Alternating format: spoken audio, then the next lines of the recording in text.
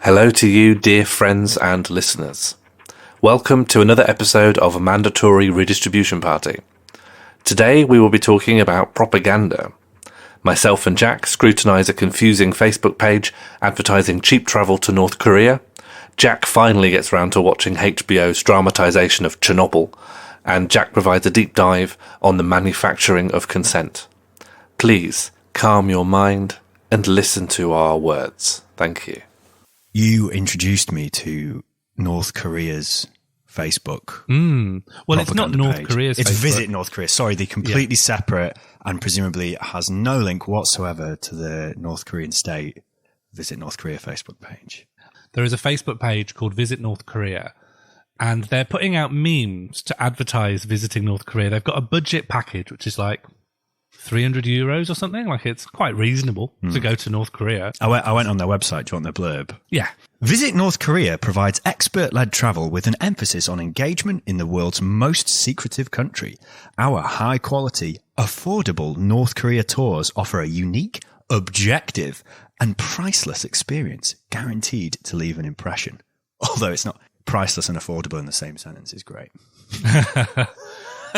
It was like when everyone's making Avengers Endgame memes. yeah.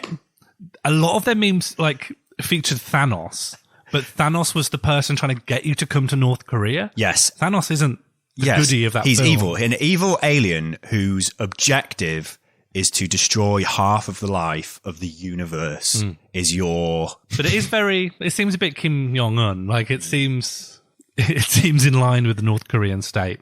But everyone that I've shown it to is quite incredulous because they're using very strange memes, like over-the-top memes. Irony poisoned. Thanos sitting down, he's got his gold bronzy vest on, and it has in the subs, a small price to pay for salvation. And the Visit North Korea have put, when your North Korea tour is expensive, but you choose to go anyway. So I've got... I don't know who this little girl is. I don't really know the film. But she's saying to Thanos, did you travel to North Korea? Thanos says yes. She says, what did it cost? And he says, just €475 for an ultra-budget tour. That's Gamora, Thanos' adopted child from a planet he destroyed. But I don't think it's actually her. I think it's like a phantom in his mind. Like it's a manifestation of his own guilt for murdering her. Wow. Which really... What baggage. Yeah. And it's like an inferno in the background of that one, isn't it? Yeah. Everything's on fire. Which, again, not good optics. We've got one here. When you see your friend come back from North Korea and he says it was safe, and then there's an image of Thanos underneath saying, impossible. When you return to the DPRK for a second tour instead of going somewhere new, and then it's Thanos with his helmet and it says, you couldn't live with your own failure. Where did that bring you? Back to me. The one that really blew my mind is raised the question, what is this page doing? Yes. So there's an image of Kim Jong-un pointing at a computer monitor with loads and loads of army generals peering over his shoulder at it. And just the caption they've given it is, oops, our little rocket hit a Japanese tanker, ha ha ha. But then it's linking to their travel site. Yeah, and you can go right to it and you can... Like, there's day trips out for the Dragon Boat Day delegation. They're even, they've just launched a package to study in North Korea. Like, you can go to their universities or... Yeah. I mean, the latest thing they've done, which was mind-blowing, is that they have sponsored a what is it, Red Car FC? Yeah, Red Car Teesside Athletic football team. So you've got these like northern blokes with their local football jersey, and there's a massive, like, it is not just a thing on the side of the arm. It is emblazoned on the front of the shirt, Visit North Korea. Fuck. We should approach them for an interview, because I'd love to know the story behind... Visit North Korea? Well, they must have a link to the actual North Korean state. And yet... Of course they do. ...be themselves 20-something irony-poisoned. Like, it's like the dream job, isn't it? To make memes for North Korea. And the whole internet is going... Is this what is this legit? Yeah. But it is. But the thing is, everything about this, I wouldn't put past the actual North Korean state. Well, this is what I'm getting to. Recently, they've moved away from the Thanos vibe. Yeah, they've sponsored the footy team. So all of this kind of fits. As much as the Thanos thing is bizarre, because it's like, oh, right, we're using a mass murderer to drum up support for you to visit our country. They also just like flame America all the time. Oh, you and would. It's like, you know, just the idea of a tourism advert, which is like, oh, the reason you should visit us is that your country is ruled by war criminals, like attacking your audiences, your potential customers' country. So but they're not going for Americans. They're going for Westerners who have like online anime avatars that are full. Yes. Online Maoists. So yeah, okay. So it still makes sense as a marketing thing. Absolutely. So there's one where It reminded me of their latest one. The never forget, North Korea has never been attacked by a terrorist organization. it's fucking ruthless. Yeah, that is Because it's like, oh yeah, there's so many layers of that. Of like, oh, that the reason we haven't been attacked is points for us because America's only been attacked because they fucking deserved it. It's the subtext of that. Well, it's not even that. It's the fucking text. Although there isn't a subtext, like it's Luton has never been attacked by a terrorist organization. Yeah, it's nonsensical. Yeah. But there's of the hardcore American ones. There's one that's like this was on. You know, it was the start of September, like when everyone's going back to school. Yeah. Right? And it says first day of school, North Korea, and it has a picture. Of Kim Jong-un looking great with loads of kids. They're all having a great time. Yeah. And then it says first day of school, United States. Mm-hmm. And it has a picture of children cowering underneath tables and like a gunman. Oh, fuck. And this is a tourism. This is apparently uninvolved with the Korean state. Why do you say it's apparently uninvolved with the Korean state? I mean, it blatantly is. But I'm just saying. But they've never denied any involvement. Like this isn't. They're not playing the no. We're an independent tourism firm. They've but never surely said that. that's what. So they if have you, like the flag in their bloody logo. Yeah, but the logo is the flag. Oh yeah, I mean it's fucking obvious that they're an agent of the state. But I'm saying apparently because, like, if you were to phone Red Car FC and go, "Excuse me, lads, are you aware that like Visit North Korea is probably an agent of the Democratic People's Republic of North Korea?" Like, but why does that make it better to Red Car or anyone else? Why does it make it better or worse if this travel firm asking you to go to a totalitarian state is state run or privately run? That's not. Why is that an interesting consideration for a local football team? Oh, I mean, I don't think it is. I don't think it is. But I think in business brain, it feels more like propaganda. Business brain, if it just said on their footy shirts, Democratic People's Republic of Korea, that would be across the line, right? Because it says visit North Korea, although I was tempted, they were like, right, well, we've been offered, no one wants to give us, we've run out of money from the garage, right? Who's going to give Red we Car? Can't do like windscreen auto repairs anymore. They've gone bust. Who's next? Everyone's windscreen's fixed again. Yeah. Red Car Athletic. Who's lined up?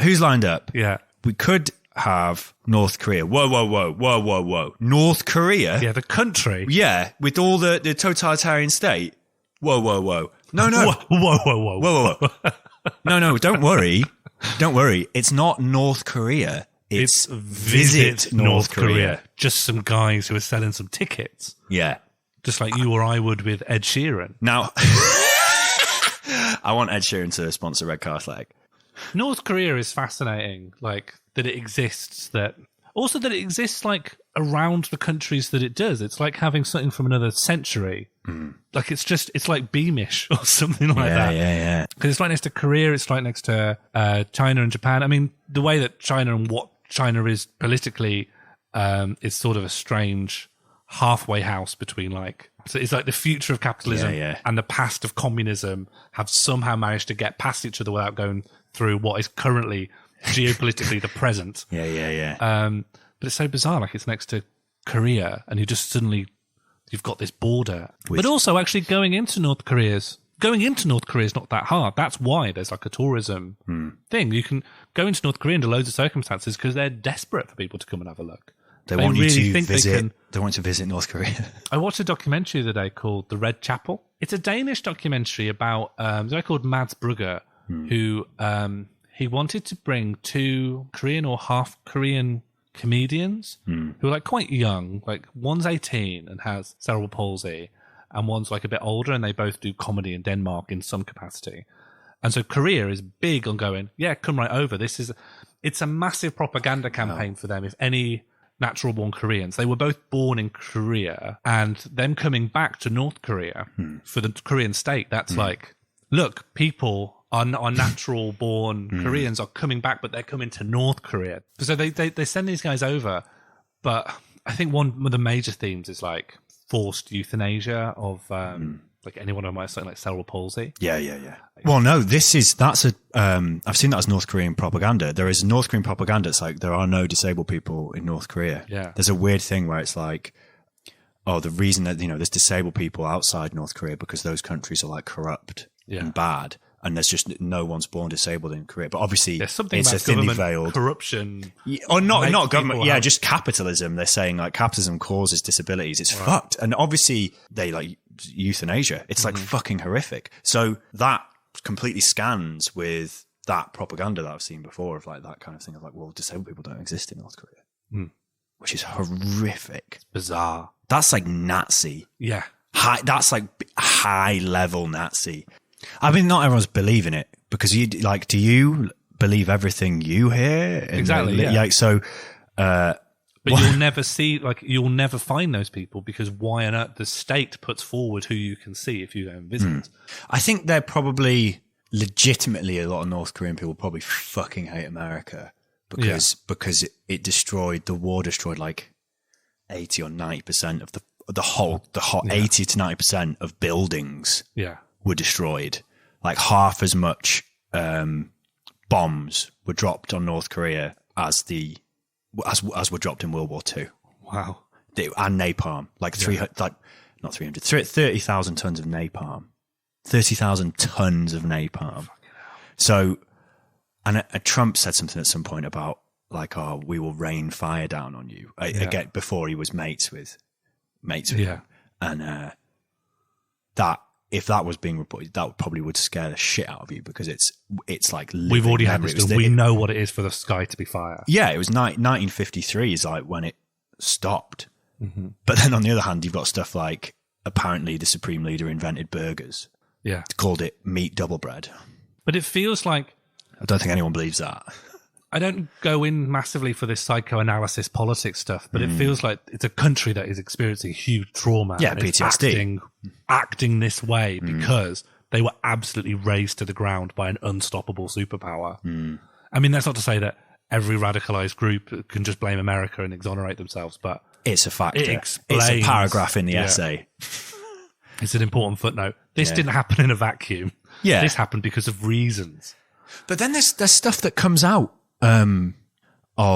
into our media framework, right? The West media framework, like that one where it was like Kim Jong-un sent dogs to kill his uncle, like one of his uncle who's like one of the military people. Yeah, he pissed him off, so he purged him and he like stripped him naked and then got him hunted by dogs, and that was reported like everywhere. Yeah, but it didn't happen. It was originally like a Chinese. Like The Onion. It was like an Onion. It was an Onion article type thing, taking the piss of going, oh, isn't this something the Supreme Leader would do?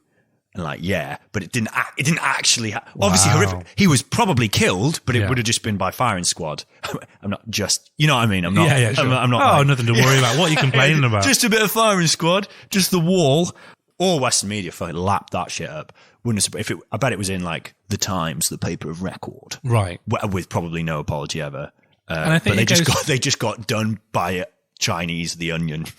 I think it goes to show that, like, when you're in a country, you absorb that ideology, and the further away another country is, either geographically or culturally or politically, you just can't, like, even look at it properly. It's like you can't even see what it is. You can't think about it because there's all this stuff in the way. Yeah. You can't actually look at North Korea and just observe what it is and come to a clear analysis, because you've got to go through the fact that you're in a neoliberal country and you're looking at this ultra-reactionary, totalitarian, Stalinist, quasi-communist state. Yeah. And you can't get a read on it.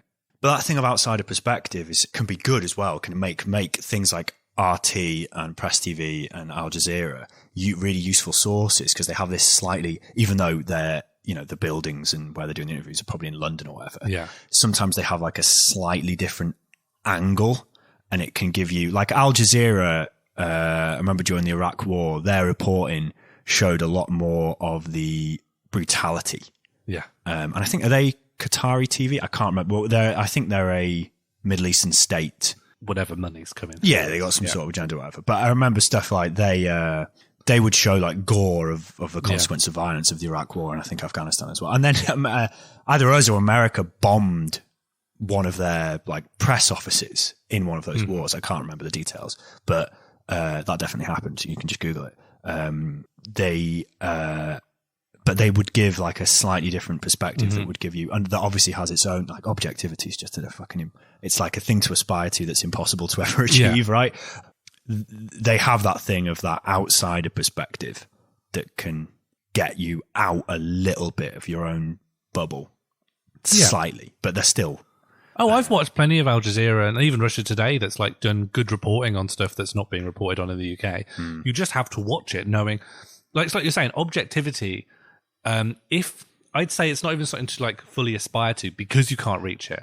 Go for transparency over objectivity, because you can never say, oh, this is an opinion or a point of view that's completely divorced from the human experience or the person that's come to that conclusion. But if you go, here's who I am, here's like what I'm about, and that should inform how you interpret what I'm about to tell you. So that's how you can do it with all broadcasters, because I think the more a broadcaster is going, no, we're like the watchers who sit above and simply observe. We have no horse in this race because we don't exist on the planet. We're just pure information from a machine brain. You can't trust that. You can't trust someone who's trying to sell you that that's their perspective. Well, even like, you don't even need an agenda. Like, the concept of news elevates what is currently happening in the moment as the more important information that needs to be conveyed, rather than like the slow grinding horror of like environmental catastrophe or austerity. It has to be an incident that's happening, which is why we get sucked, our media gets sucked into Westminster theatrics, or just like moment to moment story politics with these individual things. So you get the very concept of news tends to ignore structural or slow things and you can be saying factual things. Jacob Rees-Mogg has lied down. Oh no. Yeah. That is a fact, and it, an objective truth or whatever. But the fact that you have deemed that news the idea of news as like the information that we should care about is what is new. Yeah. Is itself. Why is that? Yeah. Like, you know how climate change is an upwards trend, but within that trend, there are seasons and plenty of other effects. So what you're getting is like an up and down curve, but it is upwards trending. But the nature of news is, it's going up a lot. Oh, it's going down a bit again now. Yeah. Because it's winter. Oh, well, I love every winter when like the ice increases, then they're like, well, you get it both sides. So you get catastrophizing clickbait where it's like spring or something like, oh, the ice is melting.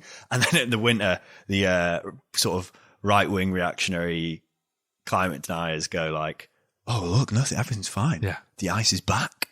Look, the ice is back. It got cold at winter. Yeah. There's been a massive incident, or there is an open question, or there is an open inquiry into something to do with the government. Yeah. 6 months later, it's as though that never happened. That's gone now. That has just vanished. Okay, Philip Hammond declared austerity was over. Yeah. Okay, so that declaration, what's the scrutiny been on that? Is austerity over? Like, that's just an open question. We don't say austerity anymore. Is austerity over? Does that mean we've gone back to pre-austerity funding? No. No, he just said it. So it's been said, or like Northern Powerhouse. Yeah. There has been some stuff said about that, but is that done now, or is that... Windrush. Yeah. That was news. Where's that gone? It was Where's that news. stuff It gone? died down. There was like flack for it. Mm-hmm. Someone got sacked who then got put back in the government. I don't want to get bogged down in Westminster bullshit, but that's now, I'm pretty sure fuck all's been done to address that. And that's still happening. Yeah. Nothing. Grenfell. That was years ago. People still homeless. Yeah. What the fuck's going on? But it goes out of, there's a finite amount that the media, and even people consume the media, can care because of the mental bandwidth. Like, oh, well, that was 4 weeks ago. But the solution to that, people only care about a certain issue being, driven into their eyes on a regular basis. But the solution to that isn't go, here's a new catastrophic event, because that's just information overload. That's overwhelming. Yeah. I guess because you have to say you're objective, you're not allowed to do analysis, because analysis is opinion, analysis is ideology.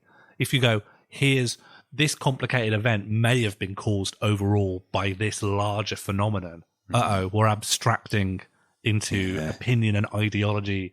Analysis itself is subjectivity. Yeah. So you can't analyze things. You're like, just all these random chaotic events are happening all the time.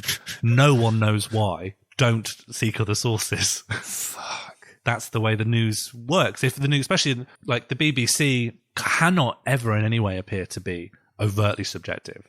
They have to just have this ideological underpinnings for what objective news they happen to shunt. Yeah, and on a hire daily people basis. like fucking Evan Davis to report on economics, a man who was one of the architects of the poll tax and would love if everything was just privatized. Oh, he's got the creds. Yeah, he's got a cred, got a qualification. An institution, don't look at where the money goes that funds that institution, but they've said he's got the creds. Yeah. I was brought up, like a lot of people, to believe that journalism was a crusading craft and that there were a lot of stroppy, difficult people in journalism. And I have to say, I think I know some of them. I'm sure you're speaking for the majority of journalists who are trained, have it driven into their heads that this is a crusading, a profession, adversarial, we stand up against power, a very self-serving view. On the other hand, in my opinion, I hate to make a value judgment, but the better journalists, and in fact the ones who are often regarded as the best journalists, have quite a different picture. How can you know that I'm self-censoring? How can you I know don't say that you're journalists self-censoring. I'm sure you believe everything you're saying. But what I'm saying is if you believe something different, you wouldn't be sitting where you're sitting.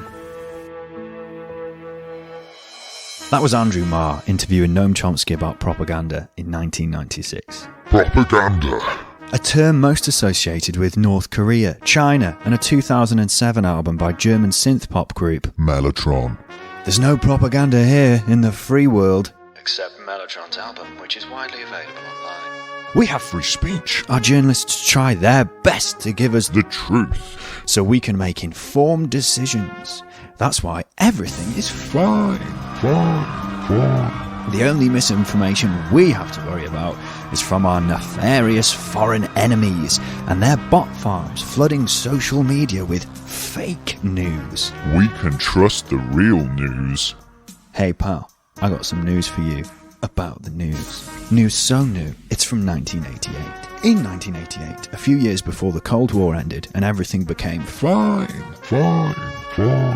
American academics Noam Chomsky and Edward Herman wrote Manufacturing Consent. Using extensive research, the book revealed the notion that media in capitalist democracies holds power to account was bullshit. Instead, they showed how the media manufacture our consent. That phrase was actually coined in 1922 by American journalist Walter Lippmann to refer to the management of public opinion, which he felt was necessary for democracy to work, since he felt that public opinion was irrational. The people were a Bewildered herd. who need to be controlled. Chomsky and Herman's book shows how this control is exercised, not by foreign puppet masters or shadowy billionaires, Can you say anti-Semitic trope? but through political, social, and economic systems. For Chomsky and Herman, Before news reaches us, it goes through 5 filters which stop dangerous ideas like equality or peace from reaching audiences. Us. They call this the propaganda model. Filter 1. Ownership. News outlets are concentrated in the hands of a few big corporations whose goal is not to inform us, but to make money. 70% of the UK newspaper market is controlled by 3 companies: News UK, Daily Mail and General Trust, and Trinity Mirror, with Rupert Murdoch's News UK holding 1/3 of the entire market. None of these companies are trying to keep us informed. They just want us to read their content. Are you a 58-year-old man who wants to feel smart? Here's a news story about how exams are easier now. Do you think Katie Hopkins is a horrible racist? Check out this latest, even more racist thing she said. Filter 2. Advertising. The second filter exposes the real role of advertising. News actually costs loads to make, and if we just paid for it at its value, we probably wouldn't buy it. So who fills in the gap?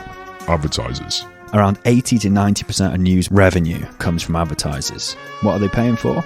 Us! The news is a means to an end, a way to get certain audiences for targeted ads. Businesses sure don't want to put their adverts in a genuinely radical left newspaper. Even if they did, it'd undermine the message a bit, wouldn't it? Even if you had something calling for a general strike, then an advert next to it. Every advert, regardless of what product it's for, is propaganda for capitalism. This is how you end up with bizarre stuff like a Guardian article about climate change next to a 2-page advert for a 4x4 that runs on coal and poor people's blood. Filter 3. Sourcing. Even the biggest news sources can't have reporters everywhere, so they concentrate their resources on places they know they can get news. Downing Street, Parliament, businesses. They depend on official spokespeople for news, so they exist in a symbiotic relationship.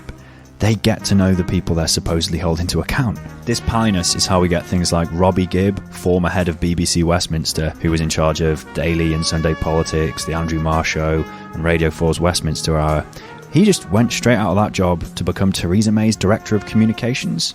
He just became the actual propaganda manager for the Tories. Journalists who offend powerful news sources can be denied access to the content they need. Can't get that fresh news. Certain sources are seen as legitimate and newsworthy, usually the state and big business, but representatives of workers like trade unions are few and far between. Newspapers and TV news has whole sections on business from the perspective of capital without representing workers at any point, and we just think that's normal. Filter 4. Flack. When the media, journalists, whistleblowers, whoever, stray away from the acceptable line, they get flack. Sources will be discredited and conversation will be diverted, or worse. Look at treatment of Edward Snowden or Chelsea Manning. Look at Daphne Galizia, the journalist who leaked the Panama Papers. She was assassinated in a car bomb attack in 2017, and there's still no inquiry into why this happened. Uh-oh. Filter 5. The common enemy. To manufacture consent, you need an enemy, a baddie, because it deflects anger away from anything else. In 1988, that common enemy was obviously the Soviet Union, but after 9/11 it became the terrorists, or actually just the abstract concept of terrorism. But both are just variations on the most common theme, which is the foreigners. Immigrants, the EU or Russia all fall into this category. So those are the 5 filters of the propaganda model. Concentrated ownership, advertising, sourcing, flack, and a common enemy. Obviously, this isn't a complete model of propaganda in our society. It doesn't include fictional entertainment and how that can function as propaganda. It doesn't explain why watching a couple Pokemon videos on YouTube means I'm now recommended hours of fascist propaganda. The propaganda model doesn't look at the social composition of those who work in journalism.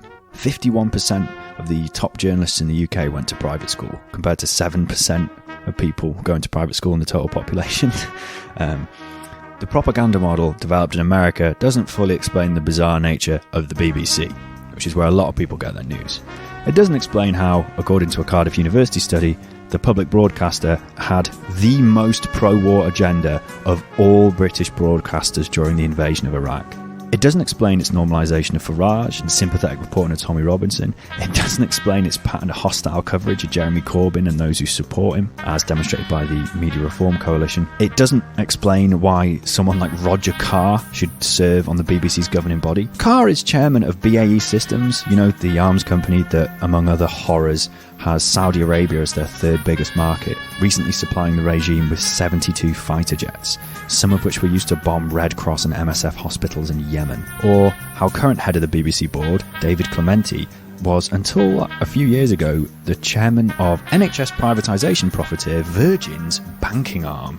And maybe the propaganda's biggest flaw is its optimism. There's a Chomsky quote that goes, The general population doesn't know what's happening, and it doesn't even know that it doesn't know. but people can see the homeless people in the streets. Maybe they've even heard that UCL study that linked austerity to 120,000 deaths. And maybe they just don't care. Maybe they think it's great. It's actually more comforting to think people believe what they do because their consent has been manufactured, like they've been tricked. If they know the truth and still think as they do, that's much more grim. Regardless of its flaws, the propaganda model is a really useful way of understanding how our media works. Here's another clip of Andrew Marr. This time, in 2003, stood outside Downing Street as political editor of the BBC at the climax of the unprovoked invasion of Iraq. Mr. Blair is well aware that all his critics out there in the party and beyond aren't going to thank him because they're only human for being right when they've been wrong. This is a very, very important moment for him. It gives him a new freedom and a new self-confidence. He confronted many critics. I don't think anybody after this is going to be able to say of Tony Blair that he's somebody who is driven by the drift of public opinion or focus groups or opinion polls. He took all of those on. He said that they would be able to take Baghdad without a bloodbath and that in the end the Iraqis would be celebrating. And on both of those points he has been proved conclusively right, and it would be entirely ungracious, even for his critics, not to acknowledge that tonight he stands as a larger man and a stronger Prime Minister as a result. Do you think you can accidentally do propaganda? Yeah, I think we all accidentally do propaganda, right? If propaganda is about spreading ideology, then everything we say bears values and unconsidered beliefs. We're all propaganda machines. That's We're like all propaganda machines. if propaganda is about ideology and not about the state specifically, then yes. What's the difference between the state and ideology there? So you could be spreading propaganda for the state. I guess state propaganda is like someone has sat down in a room and gone, here are our objectives. Here's what we want people to be thinking because we're going to launch a strike on the Faroe Islands in November. So we need to put out loads of anti-Faroe Island stuff ASAP. Whereas ideology is just like, hey man, it's great to drive a car.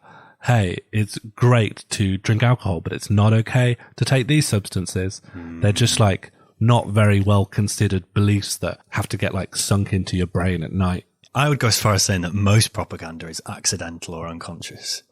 But we know, like, especially like American CIA style stuff, people have sat down in these rooms and been like, here's what we need to put out. Oh, there's loads of, like, Yeah. I for some reason, the thing that comes to mind is Black Hawk Down, that Ridley Scott movie, Right. where it's set in Somalia, and they do weird stuff, like they give all the Somalis, like, Kalashnikovs and stuff, but the biggest arms exporter to that area, like they would have had American-made guns, Yeah. but because the US military is a consultant on the movie, then loads of weird stuff starts happening like that, where it's actually facilitating, it becomes propaganda. Yeah, sure. So many TV shows are police procedurals. I mean, even the ones that aren't police procedurals have like Buffy the Vampire Slayer is a procedural where they investigate stuff, right? Okay. No, I'm not saying Buffy's propaganda. I'm happy to accept that Buffy the Vampire exists in the same spectrum as The Bill. Both fantastic theme tunes. I think there's so many cop shows, which you could be like, oh, it's propaganda because it's all about like sympathizing and empathizing with this policeman character. You never get a fly in the wall from the perpetrator's perspective. No. Where you like watch them grow up and then decide to commit a crime and then you watch them in prison. You never see like a cop style show that side of the story. The closest thing to that is like The Wire. But even that, the majority of that, well, at least half of it is still looking at cops, although not necessarily in a always sympathetic way. And that tries to have like a systematic analysis. Sure, but you never get a one where the cops are just this unknown enemy that swoop in and ruin everything. The cops always have to be humanized in a point where if there is a major problem, it's the system. These cops really, really want to do good. Another cop higher up won't let them. Yeah. You never get this thing of like, we're just trying to live in this ghettoized area, and then the cops come and arrest or kill some of us, Well, and then leave. The stuff like cops being more likely to perpetrate domestic violence, that's never the main storyline. Even when it's often sympathy with the cop, like, oh, the cop is so conflicted that they have to drink to drown their sorrows of beating up, petty criminals, etc. But I think a lot of that ends up functioning as propaganda, but I don't think the people writing it think that that's what they're doing. I was trying to think why there's so many cop shows, and it's not because everyone loves cops. It's like a basic story thing of like, a thing that makes a story appealing is characters like changing and learning. And the easiest shortcut to that is to have, instead of a character like learning something about themselves or, going through the hero's journey or whatever. Sure, they just find a fingerprint on a windowsill. Yes. And they've learned just something. Yeah, they don't know. They start off not knowing something and then they find it out. And then a police procedural or any kind of procedural is a machine for making weekly episodes or season-long arcs that are just that. A murder is more interesting to find out about for most people than, accounting or something. So cops are the go-to thing because they're the people that are close to death. They're dealing with death. Right, yeah, they're like the boatmen of the River Styx. But I think it goes back into our like literary history as well, because before cop shows, there was the whole like Poirot, Sherlock Holmes, Agatha Christie, serialized short stories inserted into periodicals. This was like the Victorian like go-to genre format.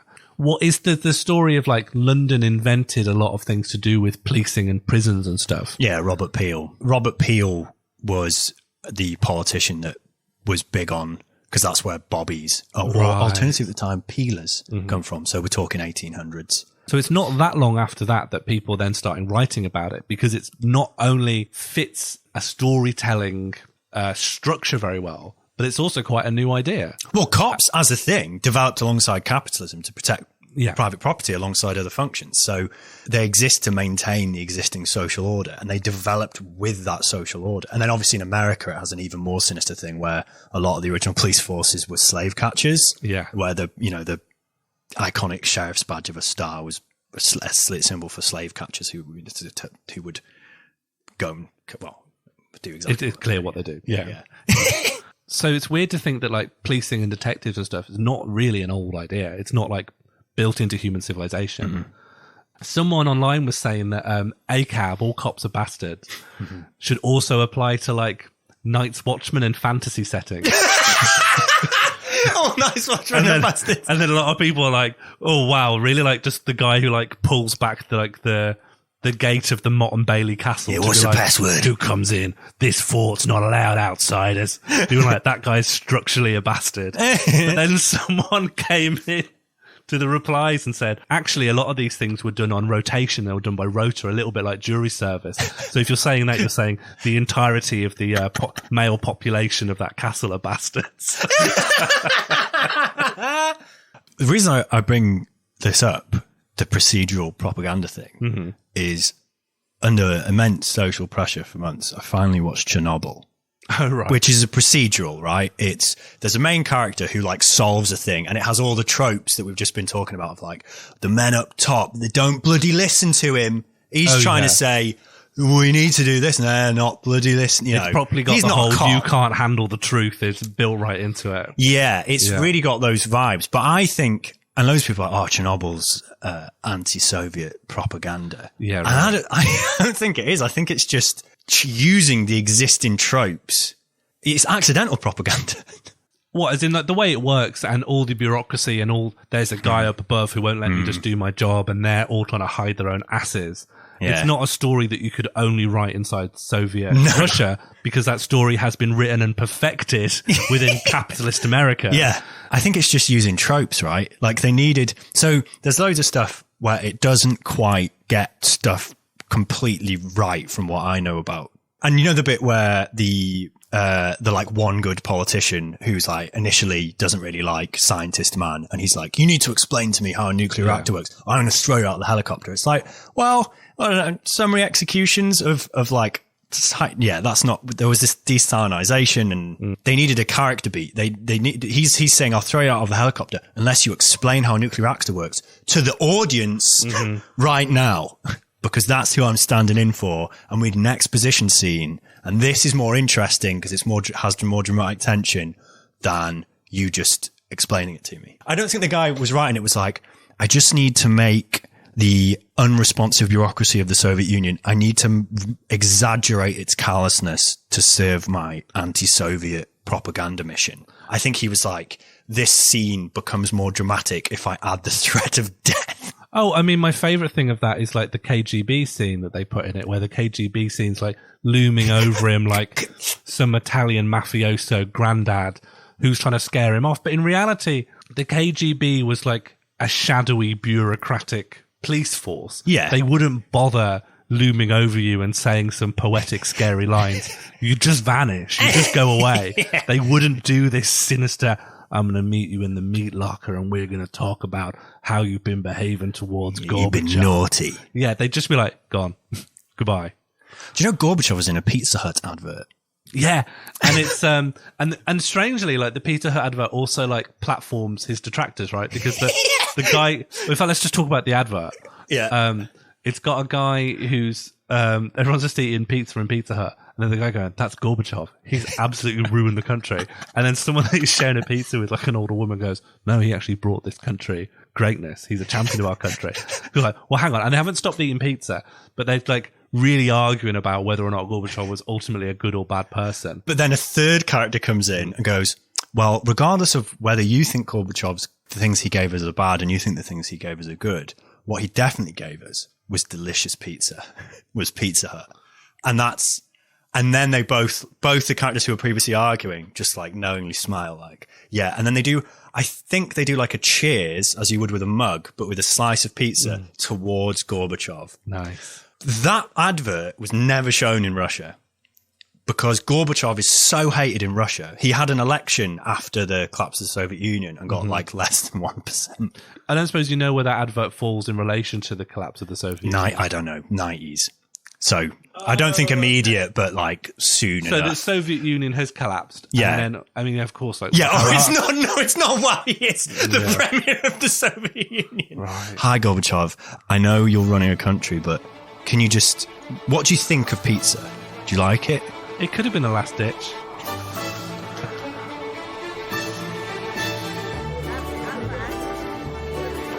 It's Gorbachev. It is Gorbachev. Because of him, we have economic confusion. Because of him, we have opportunity. Because of him, we have political instability. Because of him, we have freedom, complete chaos, hope, political instability. Because of him, we have many things, like Pizza Hut.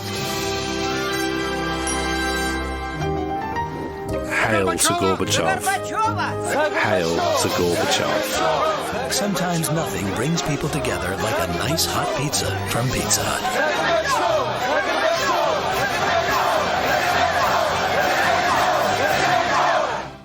The bit that stood out to me where I was like, this is a bit propaganda-y, is where it's like, right, it might even be episode 1, where all the local council people meet in a bunker underneath a Lenin statue, which was, it was all like, I was like, this seems a bit on the nose. It might have been really authentic, fuck knows. But then they're like bickering about what's happening to the reactor and whether they should evacuate people.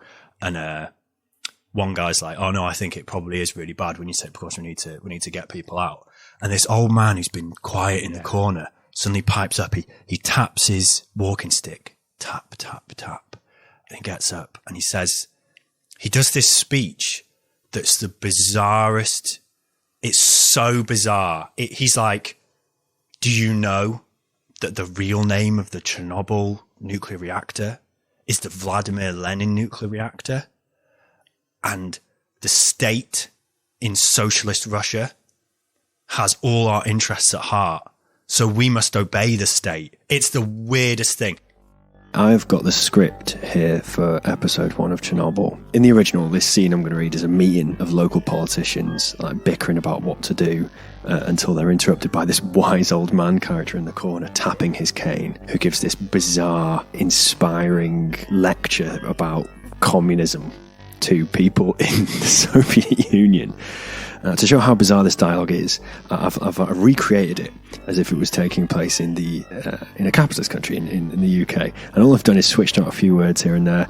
So the big disaster they're discussing is climate change, and instead of the state, they talk about the market, blah, blah, blah. Weirdly, it still kind of works as a maybe super heavy-handed critique of corporate power. You could just drop this scene into a dramatisation of something about Deepwater Horizon or 5 Mile Island or whatever, and it would still suck. The point is, no one would say these things out loud. We begin in a local branch of some multinational company as some of them realise climate disaster is upon them. Gentlemen, please. My wife is here. Do you think I would keep her in Wolverhampton if climate change was dangerous? Gary, the fucking reservoirs are empty. It's been 37 degrees in Blackpool since February. More crosstalk, voices rising now. Gary has lost control of the room. Big Rob tries to step in. It's the El Nino effect. It's a completely normal phenomenon. Tap, tap, tap. Tap, tap, tap. They turn to the old man in the corner, tapping his cane on the floor. Everyone quiets down. The old man is Jeff. He makes a motion to stand. The G4S guard comes over quickly to help him up, but Jeff waves him off. I wonder, how many of you know the name of this place? We call it the UK, of course. But what is its proper name? They look at each other. No clue. Until... Margaret Thatcher's United Kingdom of Great Britain and Northern Ireland. Exactly. Margaret Thatcher. And how proud she would be of you tonight. Especially you, Vanessa. And the passion you have for the people. For is that not the sole purpose of the free market? Jeff looks at them, his old eyes twinkling with memories of great days, of great men. Bernie Eccleston, Tim Martin, Peter Stringfellow. From the shareholders and the CEO, all the way down to each of us in this room, we represent the perfect expression of the collective will of the free market economy. The invisible hand. The board members take this in, sobered but proud. Sometimes we forget. Sometimes we fall prey to fear. But our faith in private property and markets will always be rewarded. Always. The shareholders tell us the situation is not dangerous. Have faith. The shareholders tell us they do not want a panic. Listen well. Jeff turns to Vanessa once again. True. When the people see G4S security, they will be scared. But it is my experience that when the people ask questions that are not in their own best interest, they should simply be told to keep their minds on their labour and to leave matters of the market to the market. Jeff scans the room. He has them in the palm of his hand. We shut down the borders. None of the foreigners get in. Get a press release to the Mail and the Telegraph. This is how you keep the people from undermining the fruits of their own labour. This is how your names become inscribed in the hallways of Buckingham Palace. The men in the room look back at him in reverence, dreaming of promotions, certificates, maybe even an OBE. Yes, gentlemen, we shall be rewarded for what we do here tonight. This is our moment to shine. The room bursts into applause. The system is working. All will be fine. There's a fundamental problem with storytelling. You're not going to get, like, geopolitical or socio-economic analysis from a TV show, because compelling TV shows are about individual characters. And the idea of, like, the plucky upstart scientist against the man is just the same trope that we were talking about as in cop shows or as in anything. Sure. It's radioactive network. It's a short. It's a shorthand that makes something more dramatic. And I really those scenes like stood out to me as super lame and also a consequence of the writers writing in the context of American ideology and their own upbringing. But it's definitely not conscious propaganda. You could take the whole thing as a giant allegory for climate change, and how the world, particularly the wealthy North, global North, has just been total inaction over climate change, total ideologically shackled to notions of infinite economic growth on a finite planet, etc., is the same thing that's depicted in an exaggerated way in the show about. Yeah, but imagine in 30 years' time and we're killed by bureaucracy and not greed. No, I'm an all-round Western capitalist. I'd much rather be killed, not because a system didn't let individuals solve the problem, but because someone could have solved it and just chose not to. They looked at AZ5 and just didn't push it. Yeah. Jeff Bezos is there going, I actually could solve AZ5 50 times over, but it would mean mooring up my yacht, and I'm actually got a very good position where I am right now. So good luck, everyone.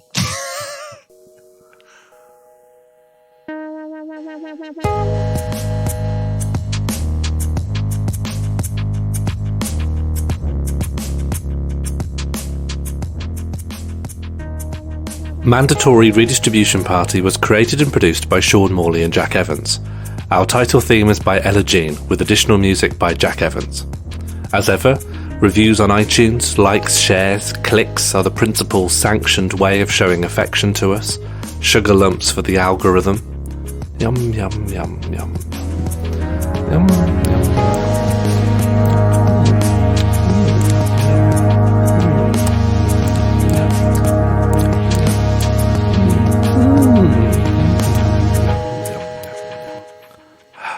Delicious.